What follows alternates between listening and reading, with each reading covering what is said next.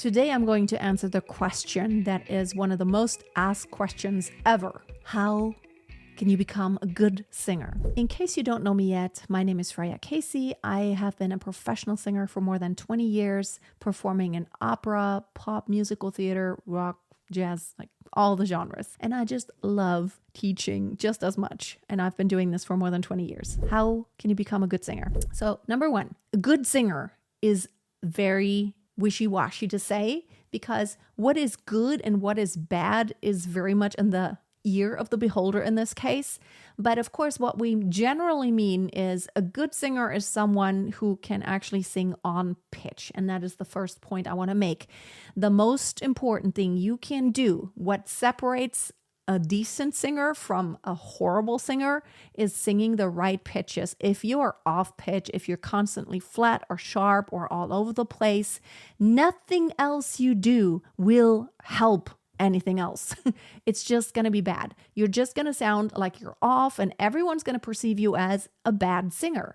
Now, a decent singer starts with singing the right pitches and being in tune. Beyond that, what is very important is to sing in your natural voice. I feel like a lot of times we try to imitate others, and it's logical because we listen to someone and it sounds amazing, and we kind of want to, sometimes not even aware of that, but subconsciously we are trying to copy exactly what we hear. Now, I'm someone that's exactly how I learned everything musically. I listened and I copied, but copying in a way that I'm emulating the technical aspects.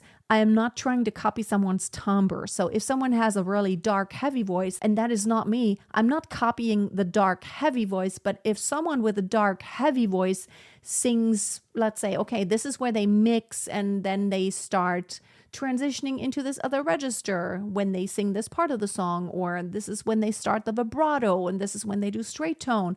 This is their breathing mechanism, and that's how they do it. Those are kind of things that I can emulate and I can learn from someone who's really, really great.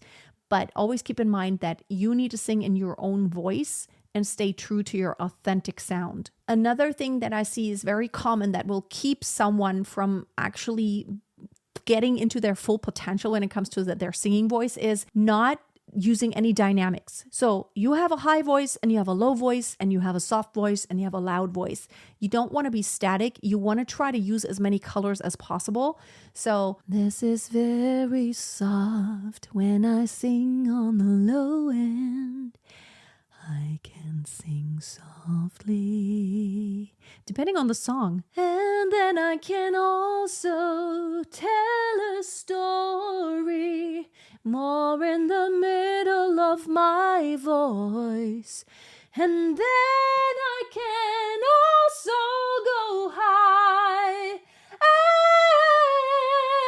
and sing high and belt.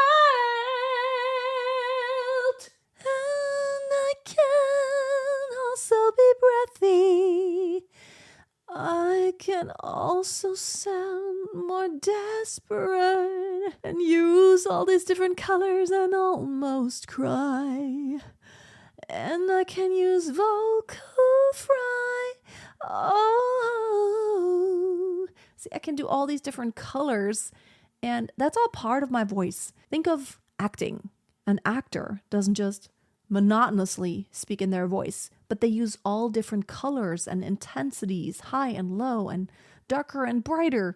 This is all within the confines of what is still natural for you. Oh my goodness, did you see this?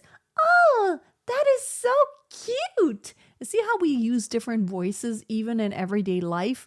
Incorporate more of that into your singing and you're going to sound more amazing and more authentic, telling the story that you're telling in the songs. If you're looking for a way to help you stay on track when it comes to singing, whether it's technique, mindset, or motivation, in my online singing school, you will not only have access to all of my pre-created video courses, which includes more than 200 video lessons, but you'll also have access to an amazing community of like-minded people, singers from all over the world who love music. You will also have the opportunity to get personal feedback from me during our monthly group coaching session. You can dive into all of my courses like Music Theory for Singers, How to Sing Opera, Mastering Pop Ballads, the Vocal Warm-Ups Vault, the Vocal Troubleshooting Guide, Back to Basics, Perfect Beginnings, and more. Check out the link below, and I hope to see you on the inside. And one more thing that is really important to be a good singer is to be aware of your vocal registers. So there is the lower register, which is more chest voice, which is what we speak in most of the time.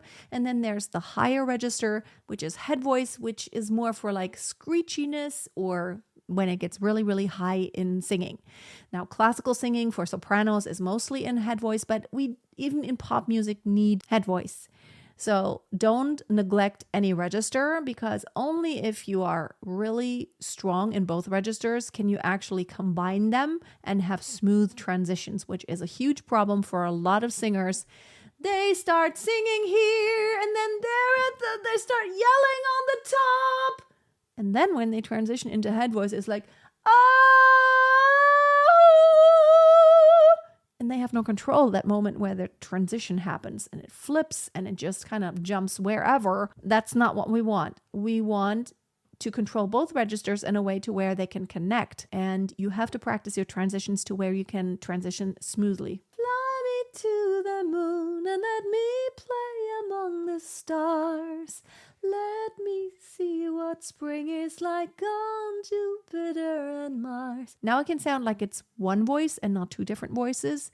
It's all connected, and I still use both of my registers. And lastly, you want to stay authentic, meaning sing a song that truly means something to you and sing it with your authentic voice. We kind of talked about this earlier. For example, for me, there are things I can sing. I can belt and I can sing something like Dreamgirls, and I'm telling you, very intense.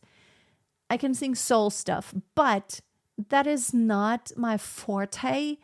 So it's not what I'm going to do most of the time. Most of the time, I'm going to stick to the repertoire that is highlighting my voice. So the softness, I do a lot of Disney princess kind of stuff. Look at me. You may think you see who I truly am. The snow glows white on the mountain tonight, not a footprint to be seen. A kingdom of isolation, and it looks like I'm the queen.